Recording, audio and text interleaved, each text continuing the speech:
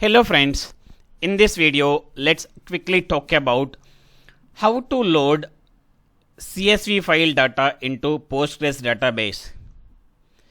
This is one of the important concept and easy concept, and it is a self-explanatory concept. So let me show you first of all what is the table structure and what is the file structure and how to load. To show you this example practically, I created one basic table with a name of EMPS, which contains couple of columns. The columns are ID employee integer, employee name varchar, department name varchar, and salary integer. So I just created a table for our example purpose to show you practically. And if you see, this is the structure. Let me run the select query. Yes. So these are all like a user inputs only. So ideally, there are cases where ID employee used to be identity key. We do not need to supply from a user end. But here, I created as a user inputs only every column. So because my concentration is on a CSV2 database, not on identity key or constraints. So that is the reason why it's a plain table. Okay.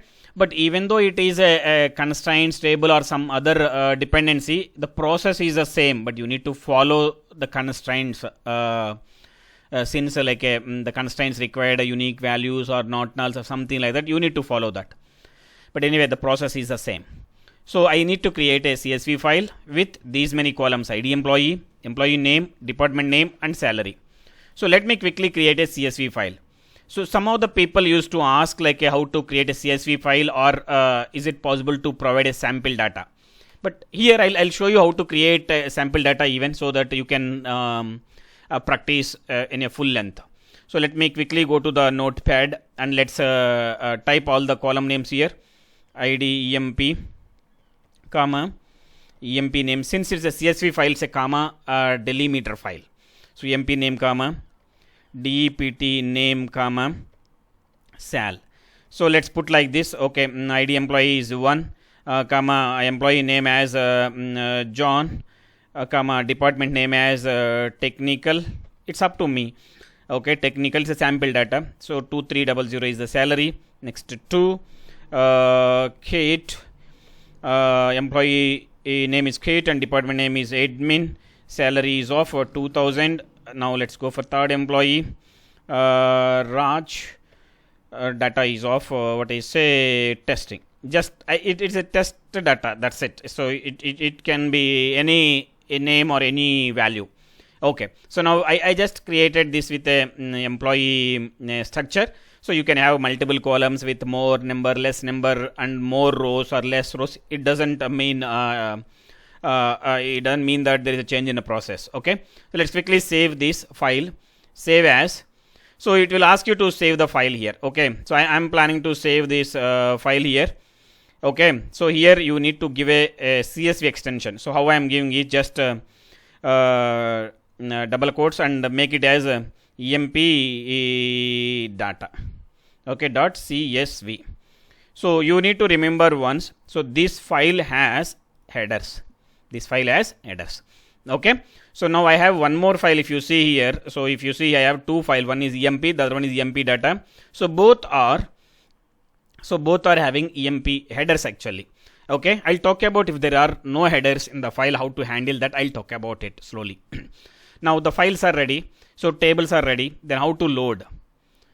Okay. So what is the syntax actually? So if you want to load the data from CSV file, what is the syntax is?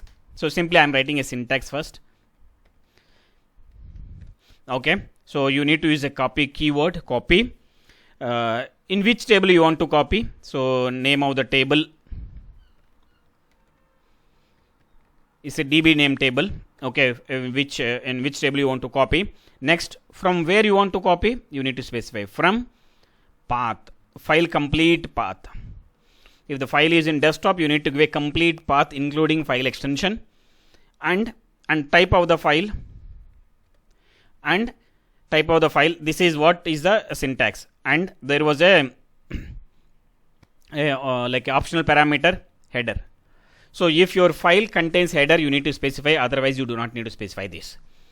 Okay, and so there are cases where a CSV file used to have a different delimiters also. So that time you need to specify the delimiter. If it is a comma, you specify comma. If it is a pipe symbol, you specify a pipe symbol. That's mandatory if you have a specific delimiters. Otherwise, you do not need to worry too much on the delimiter side. Now, so since these two files has headers, so if there is a headers, I need to specify header keyword. Let me quickly type. So that is the reason I have two files. Later I'll go for without headers. I'll talk about that. First copy.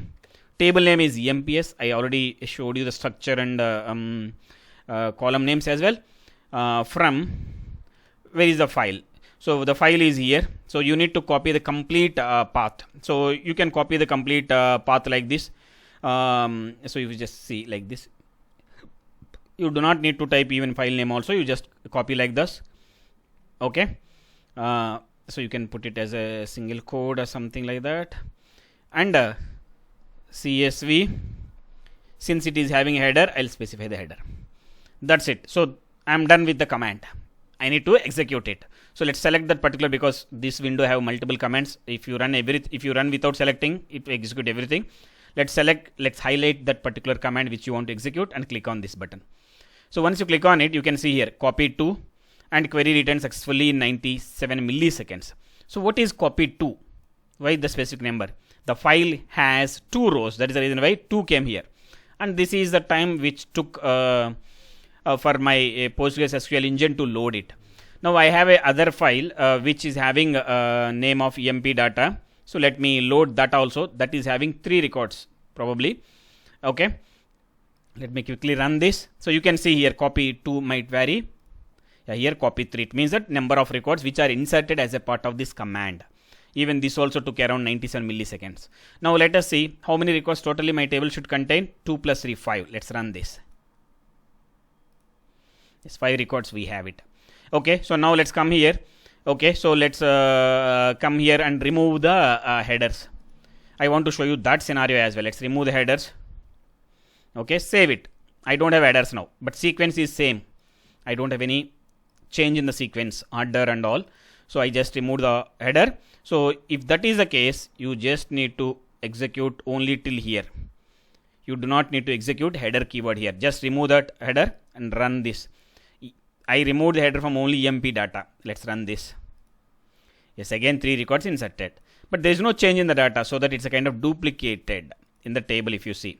You might question like why are we inserting, means why the table is allowing duplicates. Why? Because I do not have any constraints on the table. I do not have identity. I do not have even unique or primary anything. So whatever you insert, it will take blindly based on the data types. When I say blindly, it won't allow you to insert varchar values in the integer types. Okay. So now let me try to execute with header without specifying the header here. Okay, so the other file I have is emp. So that is having a header actually, probably. Let me show you again.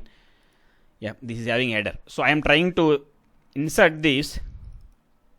So without specifying header keyword. So hopefully you understand what might happen now. Okay, so it will try to insert, but it tries to insert into the integer columns. ID employee is a string. Okay, but I need a first column is integer. Okay, it is trying to insert in the integer ID employee. That's the reason why it got failed. If I specify header now, simply when I specify header, it will ignore the first row and it inserts from the second record of the file. Now 2 records has been inserted. Total 2 times I did for each file. 5 plus 5, 10 records are there. You can see these all the 10 records.